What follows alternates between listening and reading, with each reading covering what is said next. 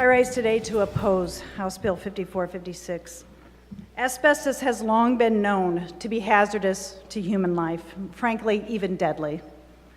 It causes cases of mesothelioma, an incurable form of cancer that kills most of its victims a year or two of their diagnosis. Thankfully, mesothelioma itself is considered very rare, with just 3,000 new cases diagnosed in the U.S. every year, according to the Centers for Disease Control. But among those 3,000 cases, nearly all sufferers were involved in workplaces or occupations that dealt with asbestos. Construction workers, miners, firefighters, industrial workers, and veterans. Many of the companies that were responsible for the health and safety of these workers who became ill went bankrupt after the extent of the asbestos problem became known. But before they did, they were made to set up trust funds to ensure that these men and women would get the care they deserved. Instead, this bill does the opposite. It exists to deny, delay, and discourage cancer patients from filing a claim. There is no time for delay.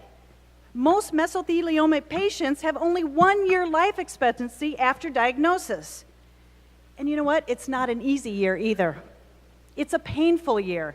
It's a year of doctor's appointments, expensive medications, oxygen treatments, and many, many sad goodbyes. And if this law passes, a year of court battles set up to try and keep them from the trust fund settlement they were entitled to, the settlement that would pay for their expensive medical care. If this legislation can be used to outlast them, a family might give up and drop their claim. How vulturous. How vulturous. Let me remind you again who we're talking about here. Construction workers, miners, firefighters, industrial workers, veterans. Veterans, Mr. Speaker.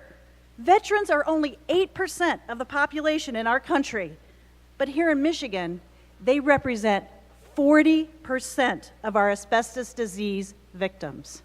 Veterans, 40% of our asbestos disease victims. Colleagues, I know we're better than this. We are better than this. Join me in standing with our veterans. Join me in saying no to this disgusting bill. Thank you.